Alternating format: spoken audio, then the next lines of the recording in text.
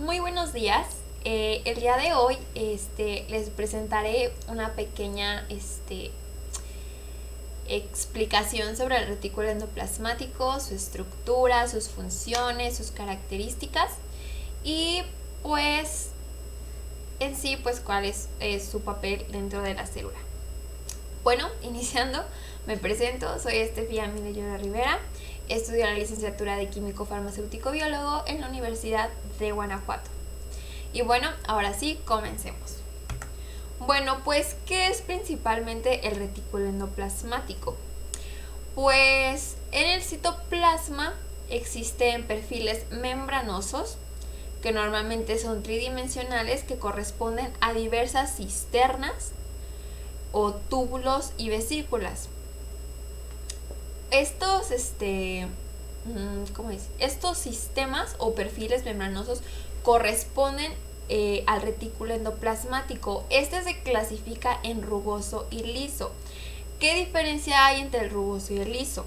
El rugoso presenta ribosomas anclados a su cara externa y el liso no presenta ribosomas adheridos a su superficie. Por lo tanto, esa es la diferencia. Más adelante les diré cuáles también son algunas diferencias más específicas dentro de cada tipo de retículo endoplasmático. Bueno, pues empezaremos por el retículo endoplasmático rugoso. Este está configurado por cisternas. Como podemos ver, este es el retículo endoplasmático rugoso en esta zona. Este es el retículo endoplasmático rugoso también y de este lado también. La cavidad del retículo endoplasmático varía en diferentes aspectos. Es de 20 a 40 nanómetros hasta casi 1 micrómetro. Cuando la cisterna se ensancha por el contenido es cuando este se ensancha y tiene un espacio de hasta 1 micrómetro. El aspecto que presenta el retículo endoplasmático es de sáculos o cisternas vacías, aunque en algunas células se ha podido ver un cierto contenido semidenso en algunos casos. La membrana del retículo endoplasmático rugoso es delgada, de 7 nanómetros de espesor. Su bicapa es una bicapa lipídica, también es delgada, es de unos 4 nanómetros de espesor.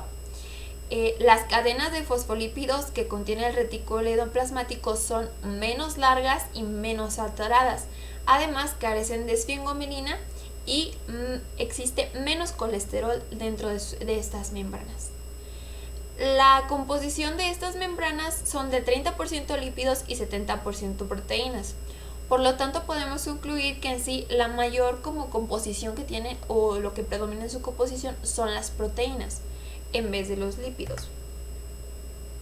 Existen 140 proteínas diferentes dentro de estas membranas.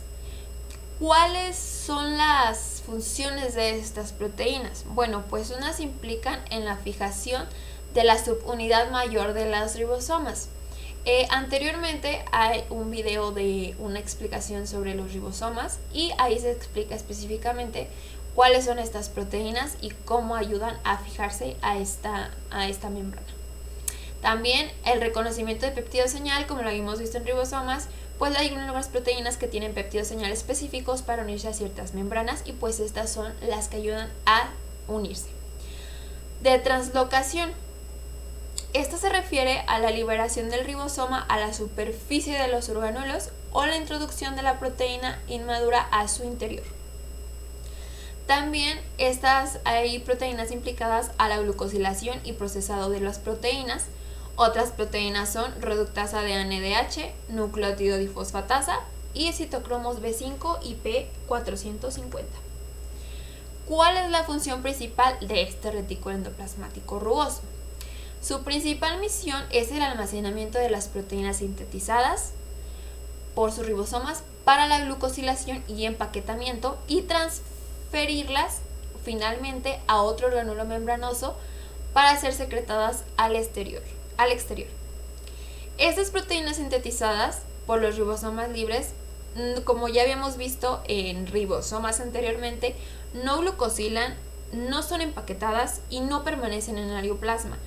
Estas pasan de un orgánulo a otro dependiendo de su péptido señal, dependiendo de cuál sean los péptidos señal, y estos se bombean a través de la membrana por medio de un sistema de bombeo, los que están específicamente libres en el alioplasma.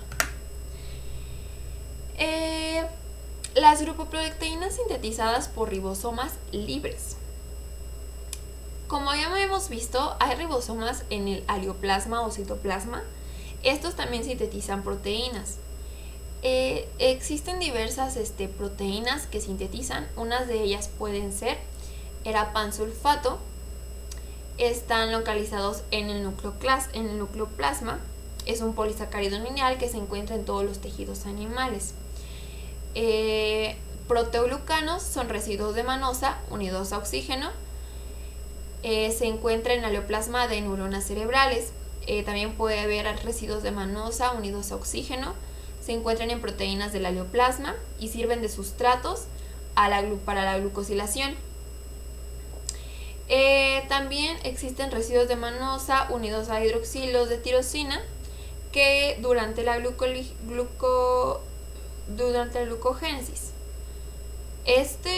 La glucogénesis es un proceso de síntesis de glucosa o de glucógeno a partir de precursores que no son carbohidratos. Como habíamos comentado anteriormente, la glucosilación es un proceso que favorece el plegamiento de las proteínas y unión de chaperonas, lo que las hace más resistentes. El almacenamiento de proteínas dentro del retículo endoplasmático rugoso.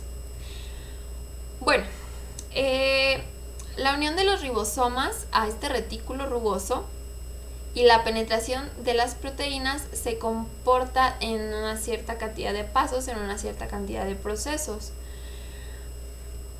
Voy a apoyarme de este pequeño esquema que va a ser como un poco más sencillo de explicarlo. Y principalmente la cadena polipeptídica que se ha formado, como sabemos, se van a la subunidad mayor, la subunidad menor, se van a unir por el filamento de mRNA mensajero, que va a ser este va a ser nuestro tRNA, que está dentro de la subunidad menor. Este va a ser el polipéptido que se está formando y esta va a ser nuestra péptido señal. Ok. Como se dice aquí, este péptido señal va a definir el destino que va a tener dentro del retículo endoplasmático rugoso. Una partícula de reconocimiento del péptido señal, SPR, que esta es esta de aquí.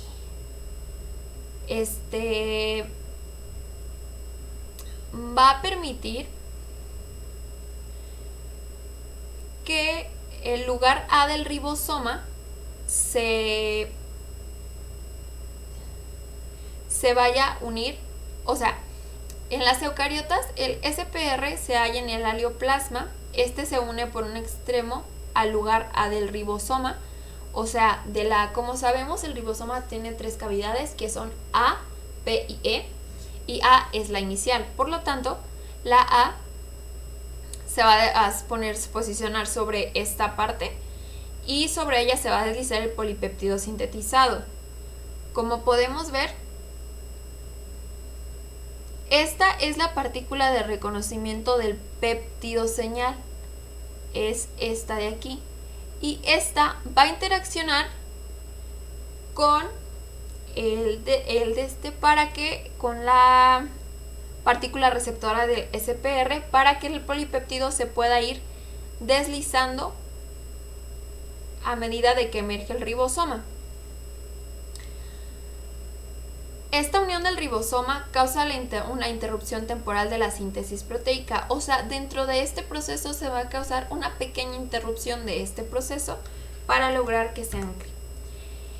El ribosoma que está unido al SPR se desplaza hasta el retículo endoplasmático rugoso, como podemos observar aquí. El SPR no unido al ribosoma se une a la proteína integral de la membrana, pues del retículo rugoso, que es el receptor SPR. Como hemos visto aquí, se va a unir aquí, en esta parte. Como podemos ver, tiene como una aberturita y se va a unir dentro de esta parte. Cuando se ancla, el SPR se libera, como podemos ver de este lado, ya no lo tenemos, y vuelve al citosol. Esta liberación requiere de la hidrólisis del GTP y se reanuda nuevamente la síntesis proteica. Un complejo translocador de la membrana del retículo, llamado complejo SEC61, comprende 4 complejos proteicos. Cada uno tiene 3 proteínas transmembranosas ensambladas en un anillo.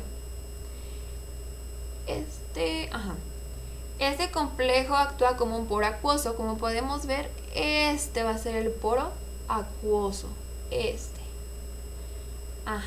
Que va a permitir la entrada del polipéptido. Como podemos ver desde un inicio, aquí fue donde estaba entrando el polipéptido, de esta manera.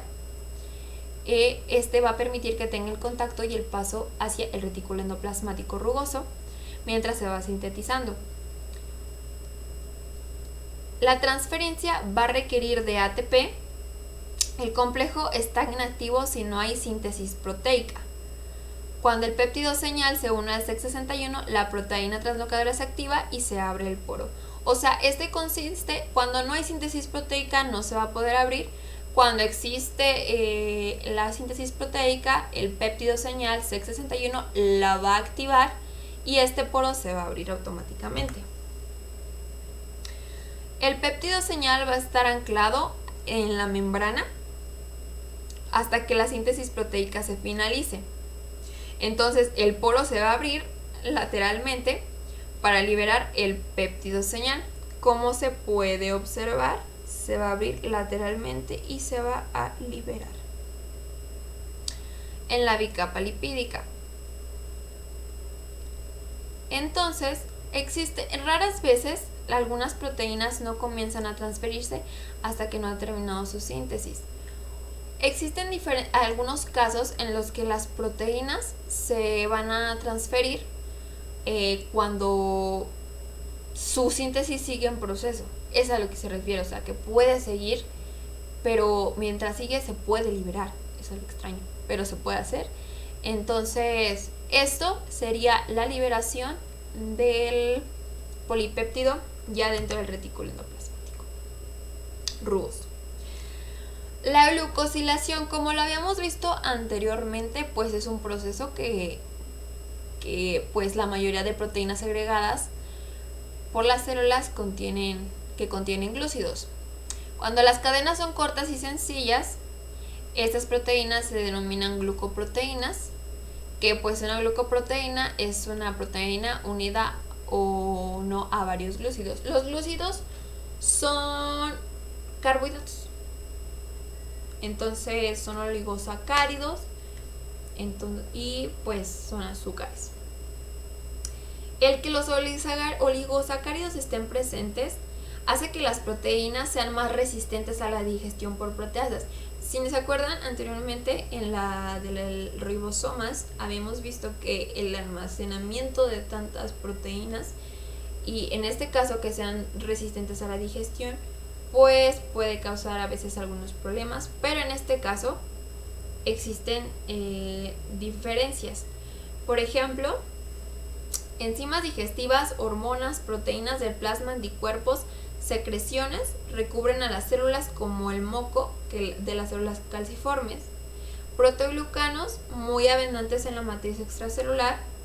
Es una proteína, el cuerpo del proteoglucano pues es una proteína y tiene como si fueran pequeñas ramitas, como arbolitos, que pues son cadenas de glúcidos, denominados glucosaminoglucanos, que son azúcares igualmente. Pero por lo tanto, porque podemos ver, pues también puede beneficiar la glucosilación. ¿Cómo se unen los oligosacáridos a los polipéptidos? Bueno, el oligosacárido se une a un lípido por un puente pirofosfato. ¿Cuál es ese puente pirofosfato? Bueno, como podemos ver, este es el péptido en crecimiento. Este es el licol. Ok. El licol, esta unión es catalizada por la glucosiltransferasa. Es una enzima que permite esta unión. El dicolfosfato dona el oligosacárido al polipéptido con ayuda de la enzima oligosacárido proteína transferasa en la superficie abdominal de la membrana del retículo rugoso.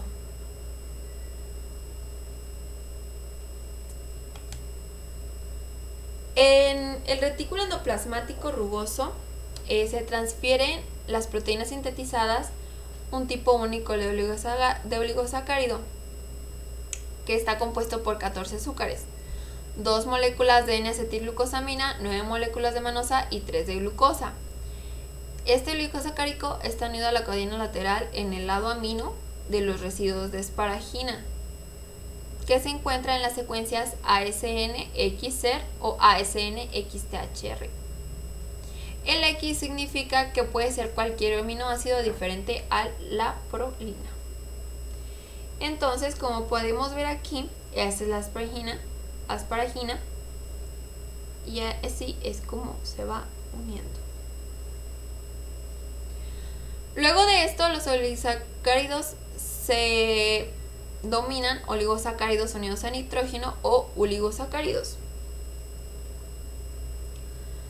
Otra diversidad de oligosacáridos en las glucoproteínas maduras resulta de modificaciones.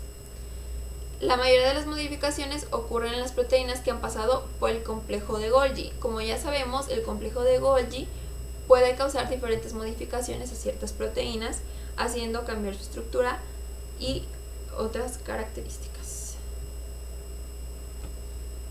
Esos azúcares se van a activar en el aleoplasma por medio de la formación de productos de azúcar nucleótido con una secuencia ordenada por glucosiltransferasas. Van a donar sus azúcares a un compuesto lipídico denominado dicolfosfato. Cuando los azúcares se transfieren desde el aleoplasma a la luz, se unen a la asparagina del lado luminal de la membrana del retículo rugoso. Esta unión es por la enzima oligosacárido-proteína transferasa. Su centro activo está en la superficie luminal, forma un complejo donde se incluyen proteínas denominadas riboforinas. Los 3 residuos de glucosa del oligosacárido y una manosa son eliminados por el retículo endoplasmático rugoso.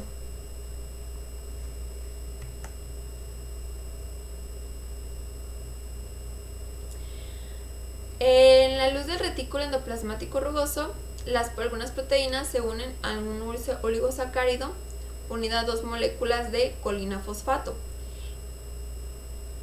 Este está unido a su vez a un fosfatidil inositol de la hemimembrana E. Cuando la membrana emigra al complejo de Golgi, luego hasta la membrana plasmática, dicha proteína se convierte en una proteína del glicocálix. Como podemos ver, puede tener también diversos destinos dependiendo de cuál sea su composición, dependiendo de cómo es que funcione, de cuáles sean sus componentes, de cuáles sean los fosfatidiles oligosacáridos que estén unidos a ella. Y como podemos ver, pues estas son los oligosacáridos y los péptidos señales por lo cuales se unen. Las proteínas que se sintetizan en el retículo endoplasmático rugoso puede ser para formación de las membranas del retículo rugoso o el liso, para la envoltura nuclear, para el complejo de Golgi, para enzimas que forman estas membranas o están contenidos en su interior de estos orgánulos. También ayudan para la secreción celular, que son proteínas sintetizadas dentro de este retículo que van a pasar por el complejo de Golgi. Estos van a emitir vesículas de secreción que se van a unir a la membrana plasmática vertiendo todo su contenido por exocitosis. Estas vesículas contribuyen a la reposición también de la membrana plasmática, incluyendo el glicocálix. Y como sabemos, pues son azúcares. Las enzimas lisosómicas también, que van a pasar por el complejo de Golgi para poder emitirse desde vesículas que forman lisosomas y se unen a lisosomas ya existentes. Esos son algunos destinos que pueden tener las proteínas. ¿Dónde se localizan los péptidos señal de las proteínas que están almacenadas? Bueno, como sabemos, están almacenadas dentro del interior del retículo rugoso. Cuando se va a desprender de va a tener un péptido señal que va a iniciar con su transferencia hacia otro lado. Esta señal es como también una señal de retención que va a permitir también, primero va a permitirla estar dentro del retículo, pero después se va a transformar en un péptido señal para poderse transferir. Otra situación puede que la proteína se quede anclada a la membrana de este retículo por un péptido señal. Otra es que la localización del péptido señal se ancla a la proteína por ser aminolateral o no, dependiendo de la porción de proteína que esté sobresaliendo de la membrana. Pueden tener también otro péptido señal o que le va a permitir el inicio de la transferencia y el primero es eliminado, como habíamos visto en los ribosomas. Los péptidos señales van a definir el destino de dichas proteínas, dónde van a quedar ancladas, a qué orgánulos van a quedar anclados y dónde van a estar sus ubicaciones finales. También existen proteínas de paso múltiple que tienen varios péptidos señales intercalados que pues van a permitir anclarse a los receptores de dichos péptidos señales. ¿Cómo es el plegamiento de estas proteínas? Bueno, cuando las proteínas están almacenadas dentro del retículo no están completamente plegadas. Entonces las chaperonas, HPS70 especial, está dentro del retículo y tiene los siguientes efectos en las proteínas. Mantiene a las proteínas en el interior y evita su precipitación, ayuda al plegamiento de estas proteínas. La disulfuro isomerasa rompe puentes disulfuro formados en las cadenas polipeptídicas. La calnexina, la calreticulina, como sabemos, son chaperonas del tipo lectinas que son de reconocimiento, requieren calcio, van a unirse a oligosacáridos de glucoproteínas para ayudar a mantenerlas en el retículo endoplasmático y que se complete y que estas hay que tomar en cuenta que estas están incompletamente plegadas, todavía no están completamente plegadas. También facilita que otras chaperonas se unan a las cisteínas que no han formado enlaces disulfuro en las glucoproteínas mal formadas, terminándolas de plegar. Entonces estas son algunas de las características de cómo es el plegamiento de estas proteínas, de cómo es que se pliegan y cómo ayudan todas estas proteínas introducidas. Bueno, ¿cómo es el plegamiento en sí de estas proteínas? Bueno, ambas lectinas se unen a las glucosas terminales, pero solo hacen cuando se han eliminado 2 de las 3 glucosas que están añadidas en la N-glucosilación y se libera la tercera glucosa cuando esta es eliminada. Como podemos ver, estas son las chaperonas. Esta es la proteína. Esta es la decisión de las 2 glucosas. Esta es la eliminación de las 2 glucosas. El sensor de plegamiento verifica que la proteína esté bien plegada. Si no lo está, queda lista para pasar al complejo de Golgi. Si su plegamiento no es correcto, pero reparable, vuelve a añadir una glucosa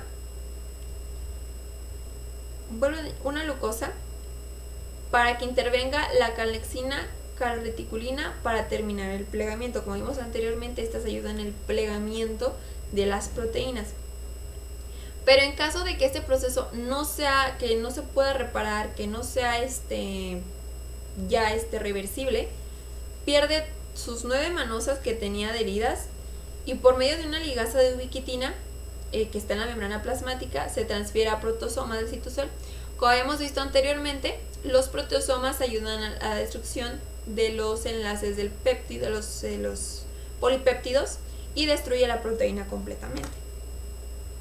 Como podemos ver aquí el proceso, esta es el proceso de proteogolgi, como podemos ver. Se le quitan sus 9 manosas y entra a la eliminación. Ahora sí, el retículo endoplasmático liso. Bueno, la diferencia más fundamental y más sobresaliente es que no tiene ribosomas adheridos y su estructura es por túbulos, no cisternas. Son túbulos los que la forma específica de este retículo, y es un sistema de membranas que se especializa en la síntesis proteica, también formando el retículo endoplasmático rugoso, y tiene otras funciones que son características de él. ¿Cuál es su estructura? Bueno, pues las membranas de este retículo pues tienen las mismas dimensiones que el rugoso. Su composición es similar, pero difieren en ciertas características. Por ejemplo, el retículo liso contiene más ceramida y colesterol que el rugoso. Las proteínas que tienen su membrana son glucosa 6-fosfatasa, ATPasa dependiente de calcio 2 más, enzimas para la síntesis de fosfolípidos y esteroides, y las proteínas que pues ya sabíamos que contiene tanto retículo liso como el rugoso, es la reductasa de NADH, nucleótido difosfatasa, citocromo B5 y P450. Esas son las proteínas que contiene. Una de las funciones que lleva a cabo este retículo es la síntesis de lípidos y sus derivados. En este se pueden sintetizar fosfolípidos, ceramida, colesterol de membranas celulares, triglicéridos y colesterol de gotas lipídicas que quedan en el citosol, triglicéridos, colesterol de lipoproteínas que van a ser segregadas, y derivados lipídicos como hormonas esteroideas, células glandulares endocrinas, ácidos biliares de los hepatocitos. Como podemos ver, existen síntesis de diferentes lípidos, y eso que más adelante vamos a ver su explicación de cómo ocurre. La síntesis de fosfolípidos y colesterol. Los ácidos grasos que van a formar parte de triglicéridos y fosfolípidos se sintetizan en el citosol. Se incorporan desde el exterior mediante proteínas de transporte de ácidos grasos de la membrana plasmática. En el citosol, las proteínas de unión de ácidos grasos quedan unidos, o sea, esos dos van a quedar unidos. Adoptan una disposición de láminas beta, formando una bolsa en donde van a introducirse los ácidos grasos, van a interaccionar de manera no covalente con estas proteínas. En el citosol son translocados a la membrana del retículo endoplasmático, y se van a emplear estos para la síntesis de fosfolípidos de la membrana y para otras funciones. La síntesis del colesterol comienza en el citosol. El acetil-CoA se convierte en beta-hidroxi-beta-metil-glutaril-CoA, pero la conversión de este colesterol tiene lugar en la membrana del retículo endoplasmático liso por medio de la enzima HMG-CoA reductasa. Como podemos ver, esta síntesis se lleva a cabo, viene desde el citosol, o sea, viene desde otro lado, y pues tiene cierto proceso hasta llegar al retículo endoplasmático liso. En la síntesis de hormonas esteroideas, ¿cómo se lleva a cabo esto? Bueno, en el interior de las mitocondrias pues se da una rotura de cadenas laterales del colesterol para producir prenenola. O sea, este de aquí, el colesterol se rompe sus cadenas laterales y va a producir prenenola.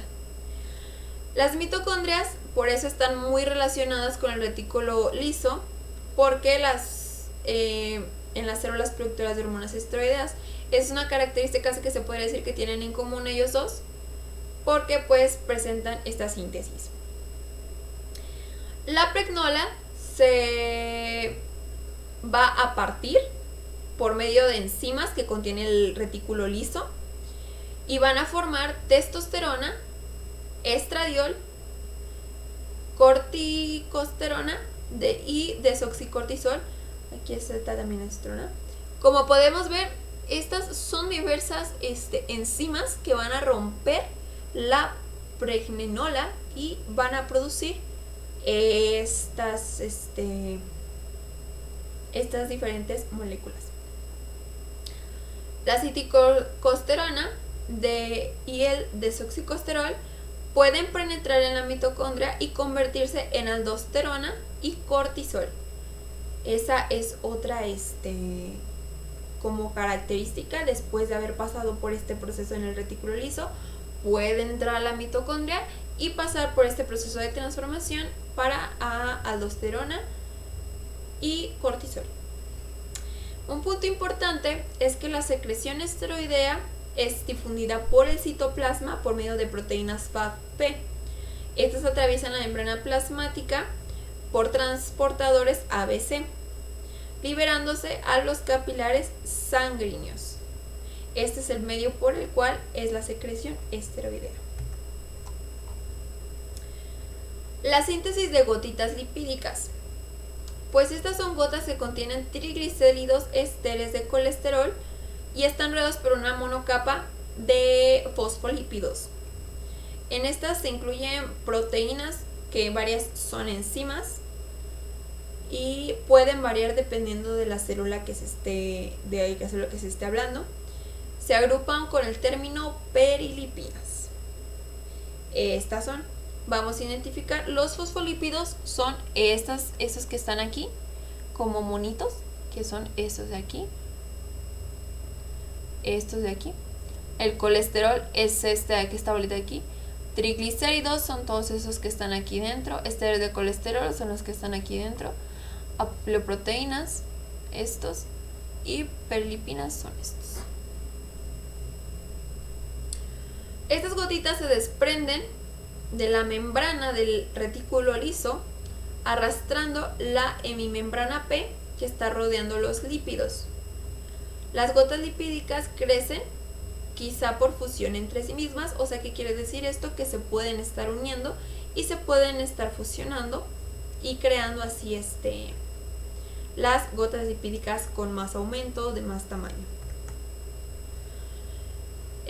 También pueden crearse kilomicrones, que son lipoproteínas sintetizadas en enterocitos.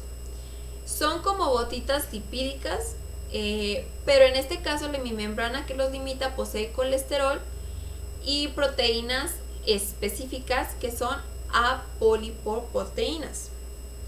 Estos kilomicrones son segregados desde la luz hacia la luz del retículo endoplasmático, que es una mezcla. En esta va a ser como una mezcla del liso con el rugoso, que va a sintetizar pues estas apolipoproteínas. Luego los kilomicrones se van a ir al complejo de Golgi, donde van a emitir vesículas que van a vertirse por exocitosis al espacio extracelular lateral de los enterocitos. A continuación, los kilomicrones alcanzan la lámina propia y penetran los extremos ciegos de los vasos linfáticos, a donde los conducen a la sangre. La síntesis de lipoproteínas en el hígado. ¿Cómo es esto? En la sangre existe la lipasa de lipoproteína liberada, que es liberada por los vasos sanguíneos. Se convierte en kilomicrones, en ácidos grasos y glicerol. Estos alcanzan los sinusoides hepáticos, que son capilares que se disponen en las láminas de los hepatocitos. Primeramente, las proteínas FATP en la membrana plasmática introducen ácidos grácidos y glicerol al citosol, donde estos ácidos quedan unidos a proteínas FATP. Los remanentes de los kilomicrones son endocitados y degradados en lisosomas. En los hepatocitos se sintetizan las lipoproteínas hepáticas de muy baja densidad que contienen triglicéridos, esteres y de colesterol. Este es el eritrocito y así es como se lleva el proceso, como podemos ver. Este es el proceso que lleva para la síntesis de lipoproteínas del hígado. En el enterocito, estas lipoproteínas están en la luz del retículo endoplasmático rugoso y pasan al complejo de Golgi. Desde este emigran en vesículas y se vierten por exocitosis a un sinoide sanguíneo, que es también un capilar sanguíneo. La síntesis de ácidos biliares. Bueno, los ácidos biliares, que son derivados del colesterol, se van a sintetizar a partir de este colesterol en el retículo endoplasmático liso de los hepatocitos. Estos ácidos biliares se difunden por el citoplasma, unidos a proteínas FAP hasta la membrana plasmática. ¿Cómo se lo hacen? Por medio de transportadores de membrana de tipo ABC.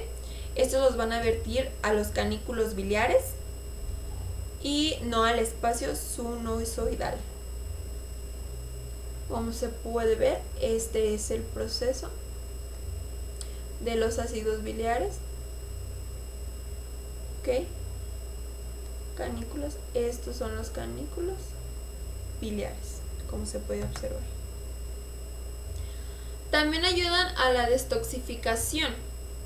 Existen muchas sustancias tóxicas dentro de nuestro organismo, que pueden ser etanol, insecticidas, herbicidas, conservantes, etcétera, etcétera, etcétera.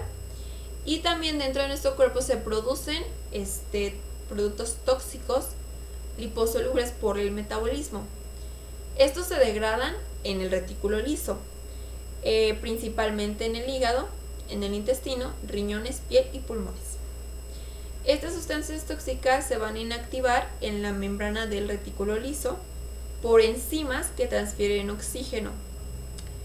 Estas enzimas son poco específicas, pueden oxidar muchísimos compuestos hidrófobos y convertirlos en hidrofilos.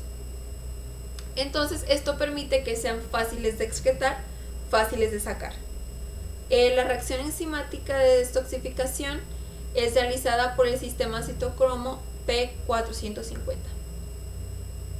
Un dato curioso es que el benzopireno, que es el compuesto que se da cuando hacemos una carnita asada,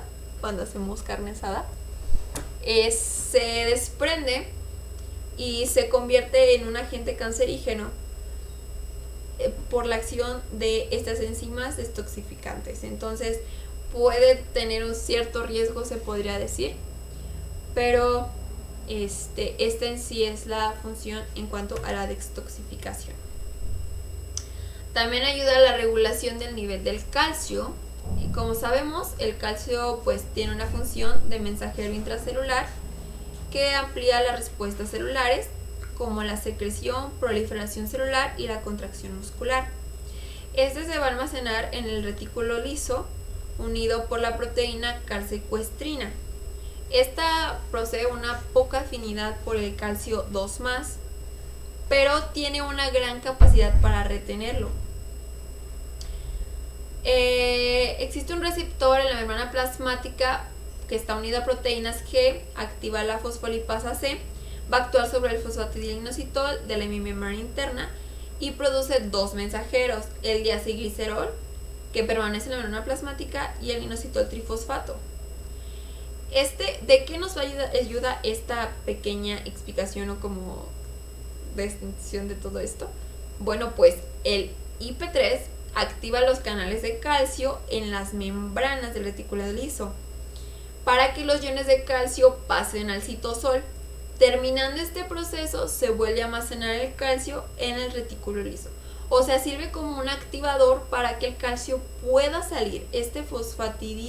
Este inositol trifosfato ayuda a que el calcio pueda liberarse y pueda realizar su función dentro de las células, dentro de las respuestas celulares, en la contracción muscular. Como sabemos, el calcio tiene demasiadas funciones, entonces esta es un activante y pues se vuelve a almacenar en dicho retículo.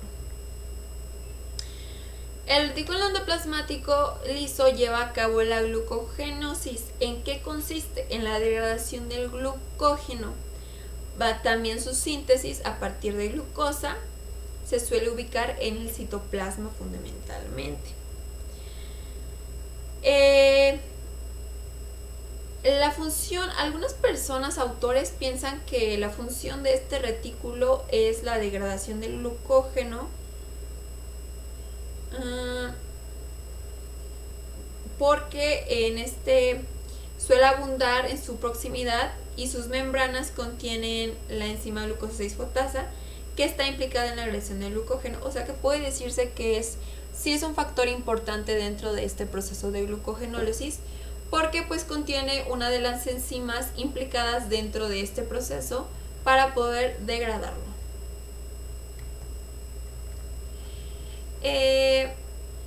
Algunas configuraciones especiales del retículo endoplasmático en general puede ser en las células lisas. Se encuentran en cisternas hipolimiales y ayudan al almacenamiento del calcio para la contracción del músculo liso. También se observan cisternas de las como similares en el cuerpo celular, en dendritas de neuronas, en células Sertoli, neufrocitos, y estas también ayudan a almacenar calcio que va a ayudar a las uniones intercelulares. También en espermatocitos hay cisternas perinucleares, son de tipo mixto, o sea, rugoso y liso, es una combinación. Pues se pudo observar que presentan unión de ribosomas y carecen de complejos del poro. También se considera una forma de proliferación, ya que las cisternas se pueden desprender de la envoltura nuclear para pasar al citoplasma. O sea, se puede decir que existen diferentes formas del retículo endoplasmático. Puede haber mixto, puede haber diversas cisternas, pueden funcionar de forma diferente, pueden tener diversas estructuras y funciones y cómo se aplican. Otra puede ser cisternas concéntricas o en espiral, que pues pueden ser en las células del Leydig o corteza suprarrenal. Estos perfiles pueden estar en un estado degenerativo del retículo endoplasmático liso, es hiperestimulado.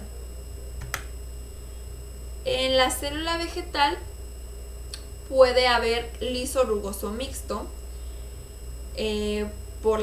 con formaciones de la pared celular, con algunos orgánulos. Por ejemplo, la cisterna del retículo endoplasmático rugoso se dispone debajo de la membrana plasmática, compuesta de la membrana plasmática, de los elementos del xilema.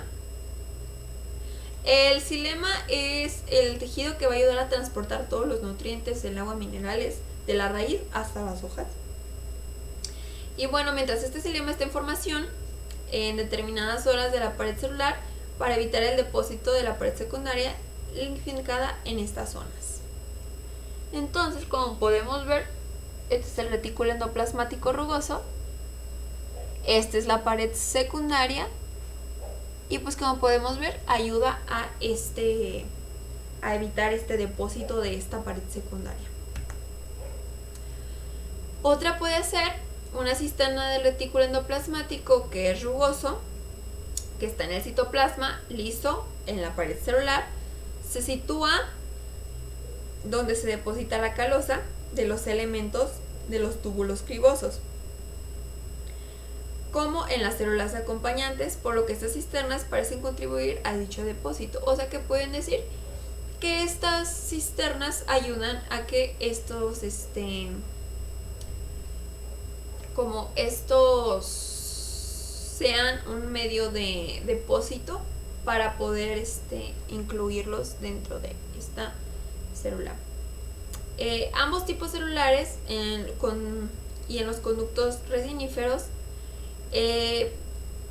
otras cisternas del retículo endoplasmático rugoso por un lado, liso por el otro, se disponen también alrededor de los plástidos. Estos son la producción y almacenamiento de importantes compuestos químicos. Estos son usados por la célula, de modo que ribosomas quedan en el lado externo. Como podemos ver, estos son los plástidos. Estos de aquí son los plástidos. Y por último, el retículo endoplasmático liso por completo se encuentra en granos de polen para la formación bajo el operúnculo. Este es el polen, este es el retículo endoplasmático. Esto evita el engrosamiento de la pared del grano o del polen en esta zona. Esta es su función específica del retículo endoplasmático liso en esta situación. Y bueno, hemos llegado al final de esta exposición. Espero que les haya ayudado, que les haya servido. Muchísimas gracias por su atención